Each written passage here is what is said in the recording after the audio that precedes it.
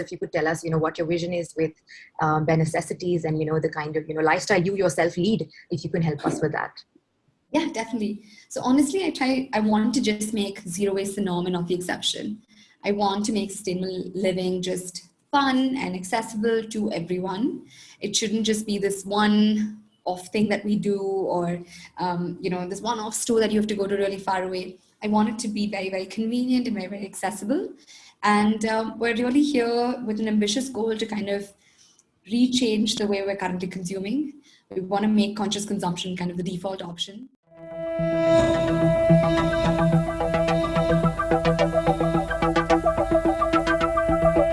Hey there, welcome to another episode of Voice with Karishma. Today we have somebody with us who is in the forefront of doing things differently, doing things her way. She has started, it's almost not even like a brand, but it's like a movement with the whole, bringing in of sustainability, ecological products. So today we have someone very special with us, and, she is the founder of Bare Necessities. It's a company which makes really, really nice and very ecological, sustainable, lifestyle products, things that you can use on a daily basis.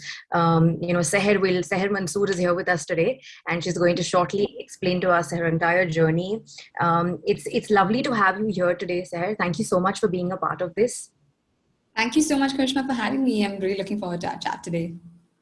Great. So firstly, Sahar, tell me, what was your when everybody starts out doing something which is, it's like a passion project. One of the major reasons why even I got into the kind of field that I am in today with healthcare is because I'm so passionate about it. I'm sure that the roots of, starting Bare Necessities and the entire movement with it came with a lot of passion from your end. Can you guide us through, what inspired you to do this, and, what your mission was when you were beginning the journey of Bare Necessities? Yeah, definitely. That's a great question. So honestly, it was a passion project. It was a side hustle. I really just wanted to start living a lifestyle that was just in more congruence with my values. I've been an environmentalist for a really long time. I've studied different environmental issues. I got my master's in it. I got my undergrad in it. And I was on this PhD route to be kind of an environmental professor. And I started to work actually with waste pickers, or waste warders, like I like to call them.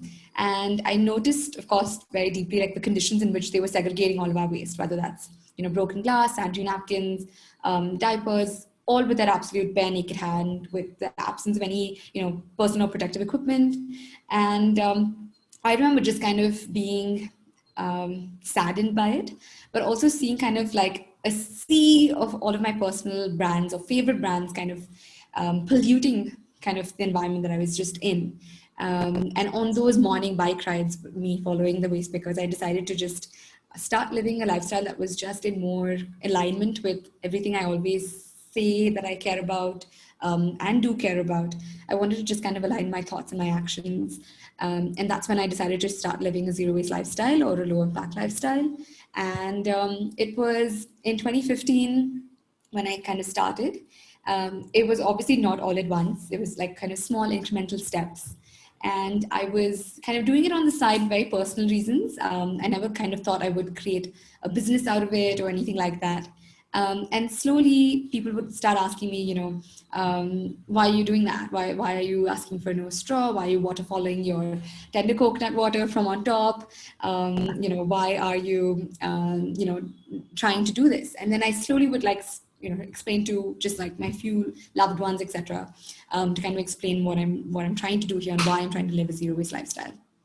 And I think, slowly I started to realize through these conversations that there might be others who are also looking to consume more mindfully and also want to kind of reduce their plastic footprint, reduce their environmental footprint. And that's when I started Bare Necessities as a brand.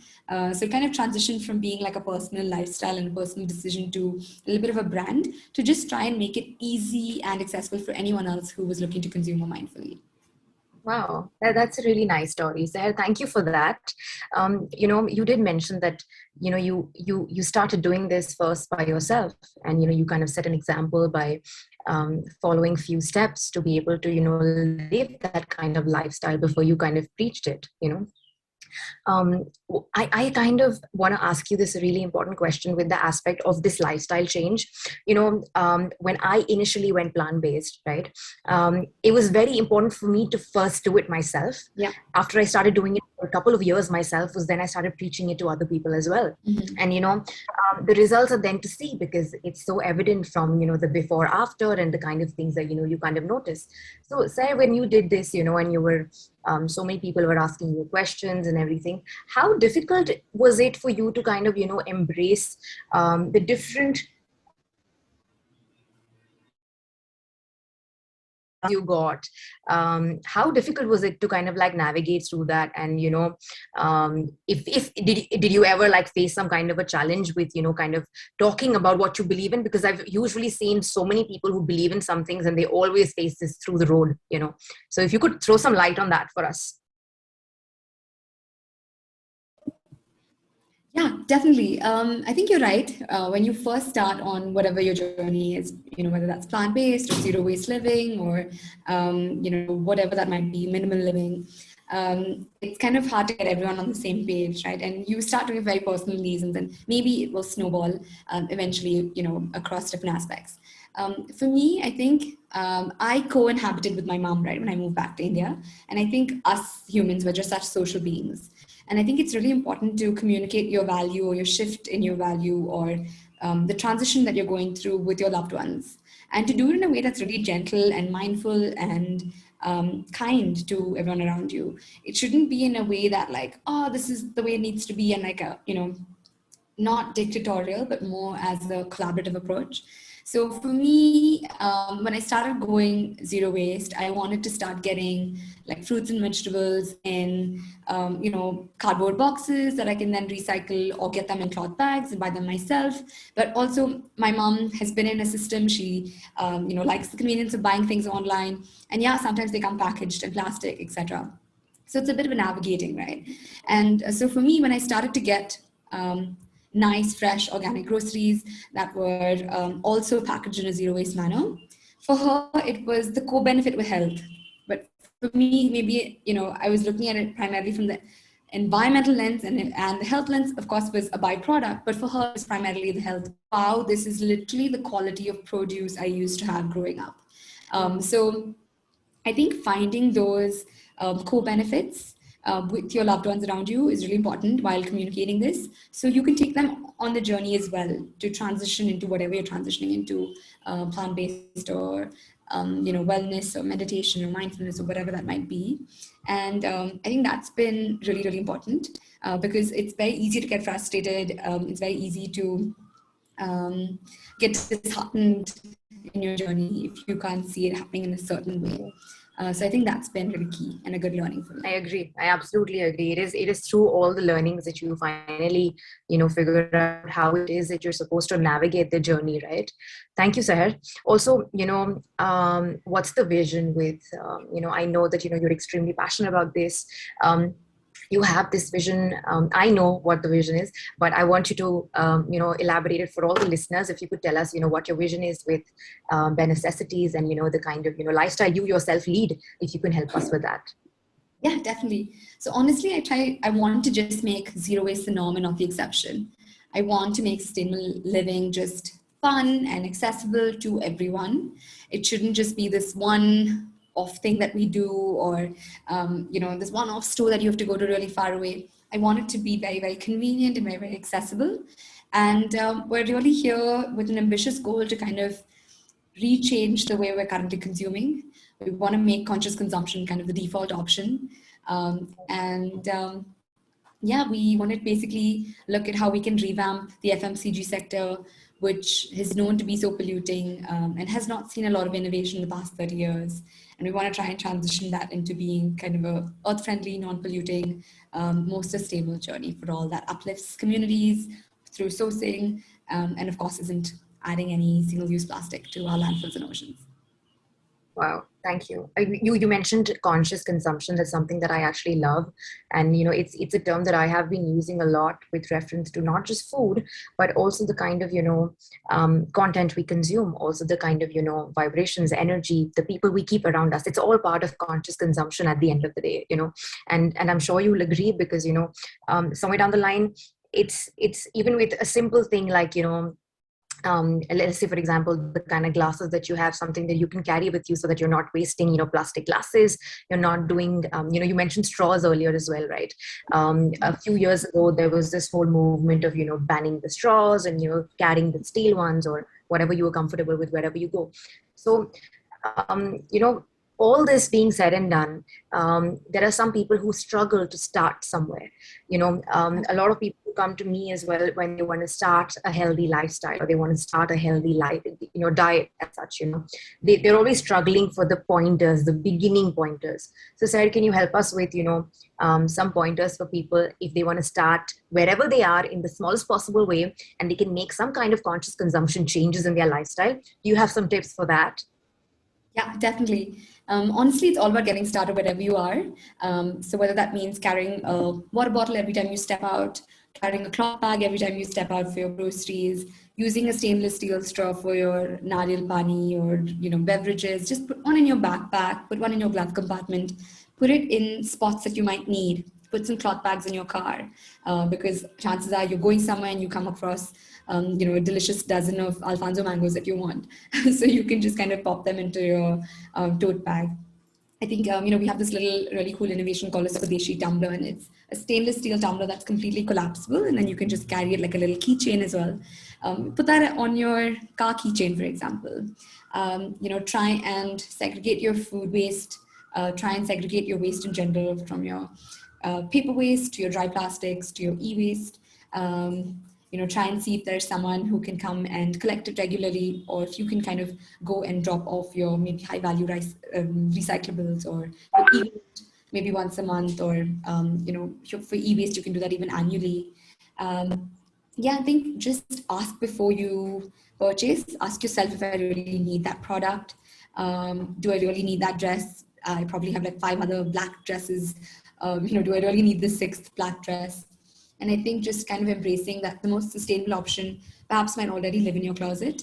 And if you can compost, that's amazing. If you can DIY and make your own personal care products, amazing. If not, you can also support like a bunch of amazing sustainable brands out there on Instagram that are really trying to herald and power and champion this kind of zero waste and circular economy movement.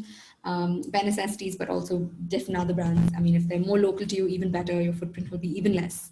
But since you also talked about health, Karishma, and of course that's something that you champion, I also wanted to share that actually when I started going zero waste and low impact, my weight stabilized because I reduced my dependency on a lot of packaged food. Right, every time I was hungry, I wouldn't go for like a bag of chips or the packaged biscuits or whatever.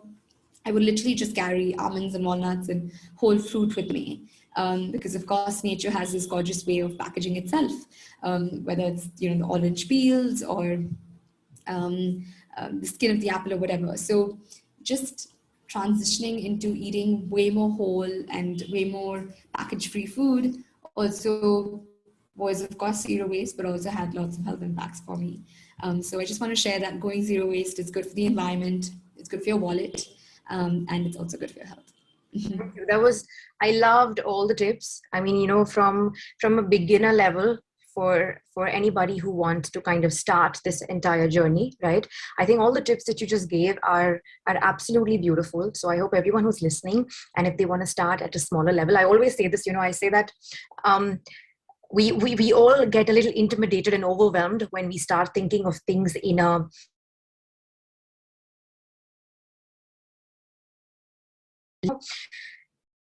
just like health, just like the way that we look at our daily tasks, if we kind of like look at things in baby steps and we do it one step at a time, eventually the cumulative effect of everything is that we'll reach that goal. It'll take some time, which is the best way, the most sustainable, the most organic way of doing things, right? And it will finally get that goal. We'll finally reach there after a certain period of time. Thank you, Sahar, for those beautiful tips. you did mention your own health journey. You mentioned so many things so that people can kind of like relate, understand how these things work. It's not just about maybe using a product. It's also so much thought given behind why we're going to be doing some kind of consumption and why we shouldn't be doing any other kind of overconsumption. I feel like, and I want to know your views on this. I feel like we live in a world today which is um, it's a world of overconsumption. It's not something where people are um, deprived of a lot of things, or people are feeling short of certain things. It's always an abundance. It's always overwhelm and overabundance of things, and then we have to understand how not to do certain things or how not to consume certain things. So I feel like that shift is so important. I love the work that you're doing. And if you have a message, so many young boys, girls who want to kind of maybe they want to start their passion project, maybe they want to start their journey into the eco-friendly, sustainable, healthy living lifestyle, from your own personal journey and from the kind of beautiful work that you've done with your brand. Any message that you want to give to the young people out there? It'll be really helpful for everyone. Yeah, first of all, thank you so much, Karishma, for your super, super generous words. You're honestly too kind. What are some messages I'd like to give people?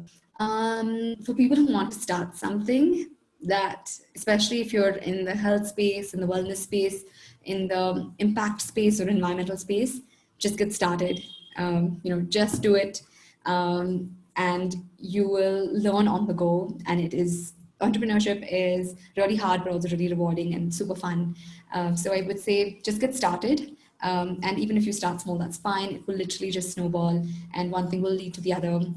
And just putting yourself out there, putting the message out there, telling your friends that you're doing this, sets an intention. It, at a subliminal level, kind of subconscious level, also kind of gets the ball rolling for whatever you're trying to manifest and whatever you're trying to do.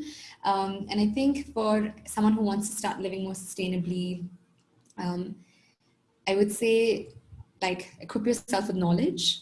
I think read, and I think knowledge is literally the most powerful tool we all have. So arm yourself with knowledge.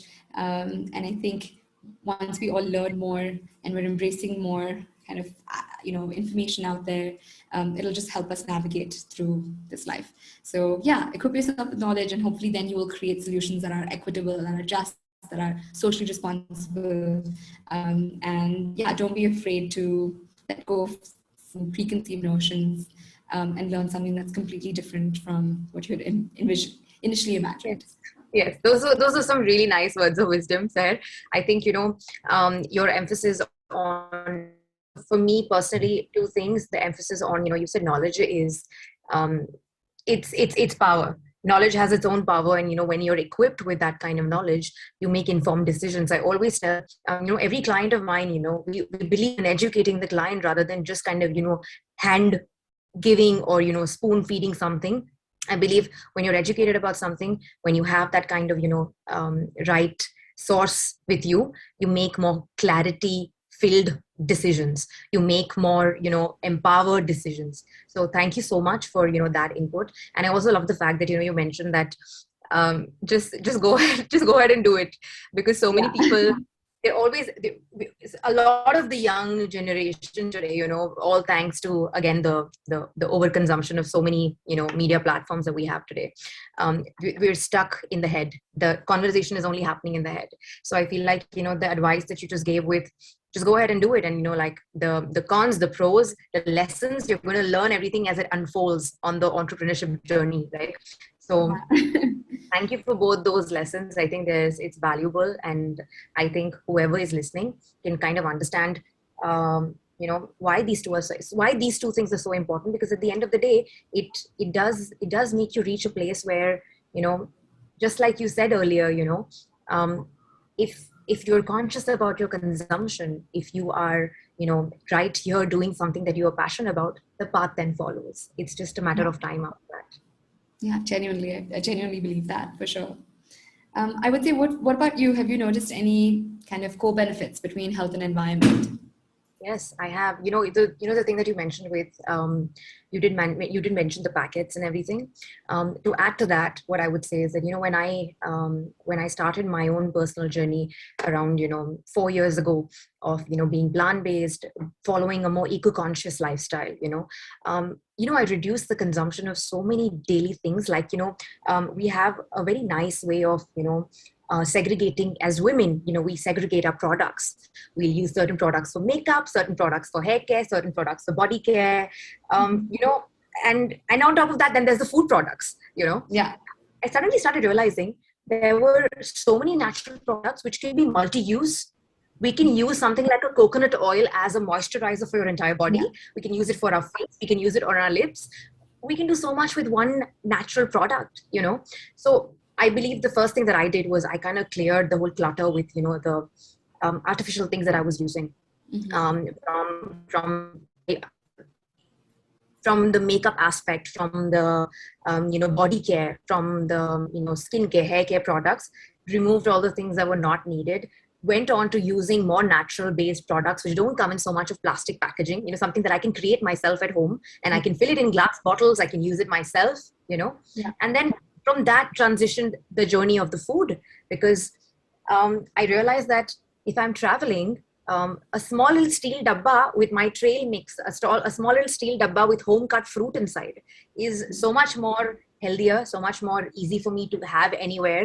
And it's not costing big bucks. I'm not wasting plastic. I'm not wasting different kinds of um, factory made products like that. So I think the shift has been organic for me as well, because I realized these small things just by experiencing them. And Yeah. I completely related to you when you said the whole aspect that you notice these small changes. I always say it starts with the small changes. And if you miss the small changes, nothing in the world can make you happy. You have to be happy with those small changes. That's when you can actually feel the impact of the larger things. So, Definitely, so I got to think, celebrate the small wins. I'm learning that more and more these days. Yeah, definitely. And I think also, just going zero waste is so traditionally Indian. Like you said, carrying your dabba with your fruit. I mean, think about it. Every one of us has maybe gone through, a journey on the Indian railways, carrying our stainless steel dabbas with the food, right? yes, And we used to do that with such ease, even on much longer day trips, right? Might be 2 days, even if you're going from north to south, etc. And now we're kind of just caught in this web of convenience. We want that to go for coffee, we want that really quick delivery of food or whatever. And I think with health, with mindfulness, with sustainability, um, this is something I need to kind of keep relearning and learning. Of course, I'm not perfect at this all the time, but is to be so patient and to cultivate patience for yourself, with the solutions that you're trying to build. If you're not perfect today, that's totally fine. If you like slip up and eat something delicious that's really naughty, or if you get something that's packaged in plastic this one day or whatever. But I think just cultivating patience and knowing that this is the big picture and this is kind of what the vision is and this is what I'm trying and why I'm trying, and knowing, kind of always remembering your why, and knowing that whatever you do actually matters on the large scale of things, and it makes an impact, yes. environmental impact, health impact, whatever that might be. But cultivating resilience through the journey is also something that I'm learning, and to be just slow and mindful of it. I'm not very good at it. I need to like slow down way more, and I get that advice a lot. But I think those are really good reminders for everyone on this journey as well. Yes, I love that. I was going to mention the slow life, and you hit on that right now.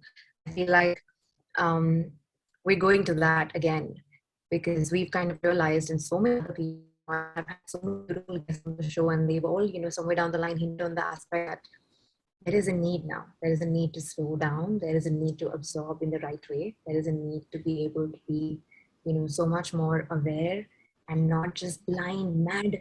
You know, um, you mentioned this thing that um, and I agree with that. I agree with the fact that extremism about anything, right? Um, is not really nice, and we're all making mistakes. I love the fact that you openly admit it, and I always keep saying this. So I feel like now we have a double validation of that. That no one's perfect, and we Yeah. all make mistakes. I'm going to do something someday which is not going to maybe work with my ethics, but then I'll have to do it because maybe it's a societal thing. It's some kind of pressure at the moment, and I'll have to do that. And I feel like we can't be extreme all the time, but at least whatever difference we can make, whenever we can make it, keeps adding. And, we're doing that. We're the catalyst of that. So I feel like, thank you so much for elaborating on that point. I completely agree with it, Sahar. It's been lovely to have you on this, episode.